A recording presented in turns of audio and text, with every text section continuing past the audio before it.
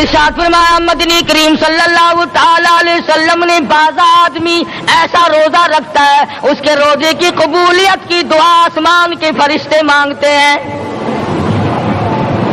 بعض آدمی ایسا روزہ رکھتا ہے ادب کا لحاظ کرتا ہے, احترام کا لحاظ کرتا ہے, عظمت کا لحاظ کرتا ہے, رمضان المبارک کی ایک ایک چیز کو پورا کرنے کے لیے ہر وقت کوشاں رہتا ہے, اس کی روزی کے لیے, اس کے روزے کی قبولیت کی بخشش کی دعا کے لیے سمندروں کے جانور دعا مانگتے ہیں.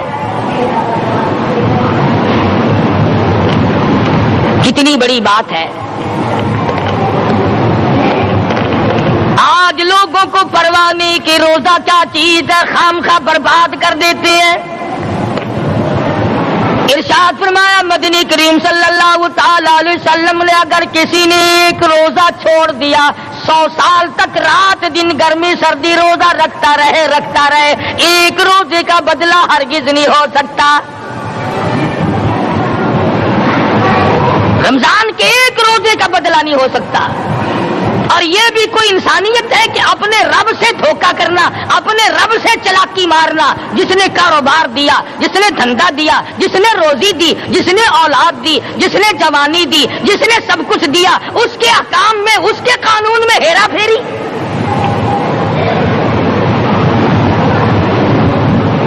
صحابہ کرام رضوان اللہ تعالی علیہ مجمعین کی جماعت کے یہاں تو ایسا ہرگز نہ تھا. وہ لوگ تو تن من دھن سے اپنے آپ کو قربان کیا کرتے تھے. اب آپ خیال فرمائیں کہ رمضان کا 17واں روزہ ہے اور جنگ بدر ہوا ہے. اسلام کی سب سے پہلی لڑائی روزوں میں ہوئی. اسلام کی سب سے پہلی لڑائی روزوں میں ہوئی. صحابہ کے پاس ریشن نہیں, اسلحہ نہیں, ساز و سامان نہیں, تلوار نہیں, تیر نہیں, گھوڑے نہیں, اونٹ نہیں, کچھ بھی نہیں, مگر پہلا میدان محمد کریم صلی اللہ علیہ وسلم کو جو صحابہ کرام کو بھگتنا پڑا وہ روزے کے ساتھ تھا اور گرمی کا موسم تھا.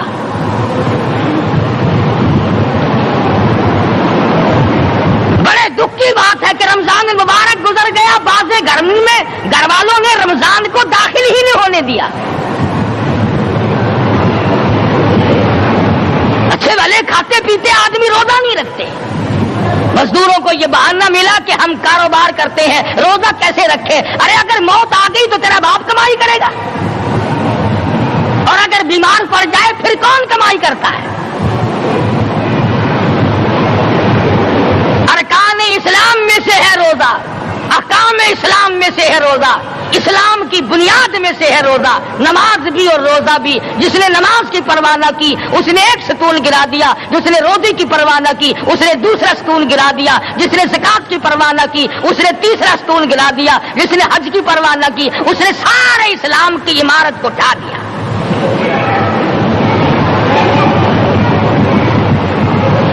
ارشاد فرمایا مدنی کریم صلی اللہ تعالی علیہ وسلم نے کئی لوگ قیامت کے دن اپنی قبر سے اٹھیں گے, ان کے منہ سے کستوری کی خوشبو آ رہی ہوگی. لوگ کہیں گے الہی یہ کون لوگ ہیں؟ جواب ملے گا تم کھایا کرتے تھے, تم پیا کرتے تھے, یا روزے رکھا کرتے تھے, روزہ رکھنے والے لوگ ہیں.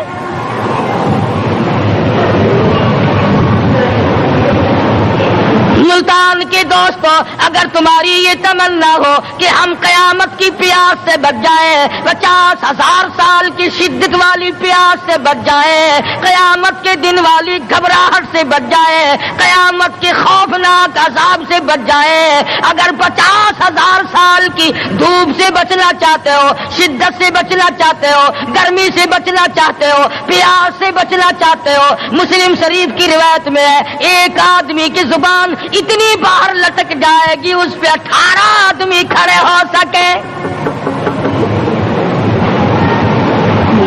ان تمام پیاسوں سے, گھبراہٹوں سے اگر بچنا چاہتے ہو, اتنی شدید گھبراہٹ آئے گی, اتنا سخت ماحول بن جائے گا. قرآن کریم کہتا ہے یا ایھا الناس اتقوا ربکم, ڈرو اپنے پروردگار سے جتنے تمہیں آنکھیں دی. اتقوا ربکم ڈرو اس پروردگار سے جس نے زبان دی،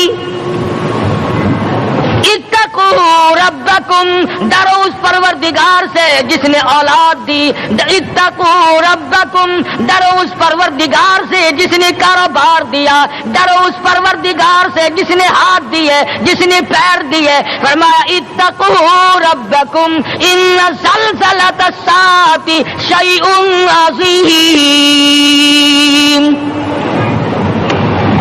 اتنا سخت گھبراہٹ ہوگا قیامت کے دن۔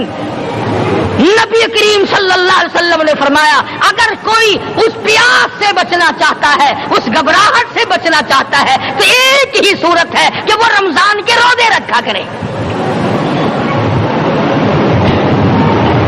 حدیث میں آتا ہے کہ قیامت کے دن اللہ پاک جل شان عرش عظیم کے سائے میں کچھ لوگوں کو دسترخوان پہ بٹھا کر کھانا کھلائیں گے۔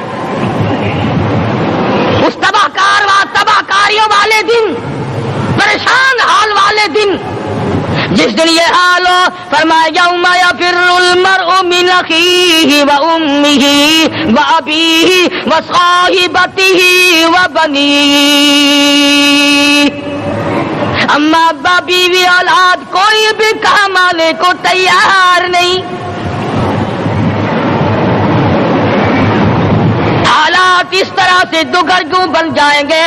فرمایا کلا اذا بلغت التراقی وقیل من راق وظن انه الفراق والتفت الساق بالساق الى ربك يومئذ المساق۔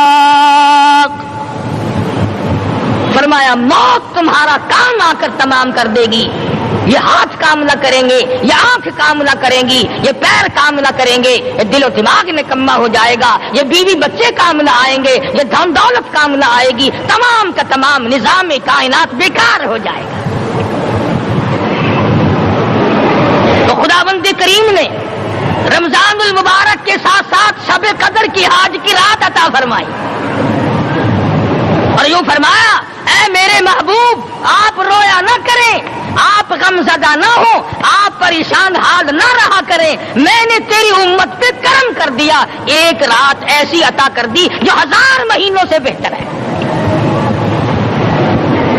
اور قرآن کریم پڑھنے کا لطف میں اور آپ کیا جانے۔ جاؤ ابو بکر صدیق رضی اللہ تعالیٰ عنہ سے پوچھو کیسا قرآن کریم پڑھا کرتا تھا۔ سارے کافروں نے کھڑے ہو کر کے اعتراض کیا ابو بکر کو ہم زور سے قرآن کریم نہیں پڑھنے دیں گے۔ ابو بکر قرآن پڑھتا ہے، ہماری عورتیں پر اثر انداز ہوتا ہے، ہمارے بچوں پہ اثر ہوتا ہے، اور مکے کے کافروں کا یہ بیان ہے کہ جب صدیق اکبر قرآن پڑھتا تھا پہاڑ لرز جایا کرتے تھے۔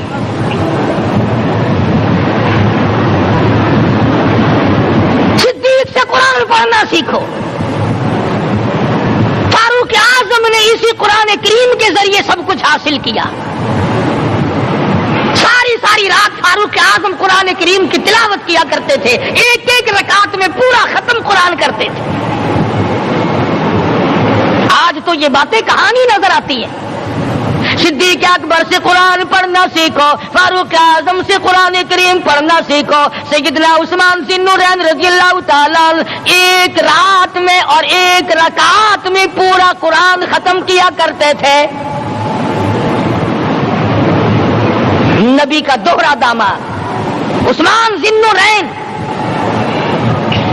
جس کو دیکھ کر حضور اکرم صلی اللہ علیہ وسلم فرمایا کرتے تھے او لوگوں میں عثمان سے حیا نہ کروں جس سے آسمان کے فرشتے بھی حیا کرتے ہیں، جس کا آسمان والے فرشتے بھی ادب کرتے ہیں، میں اس کا ادب نہ کروں۔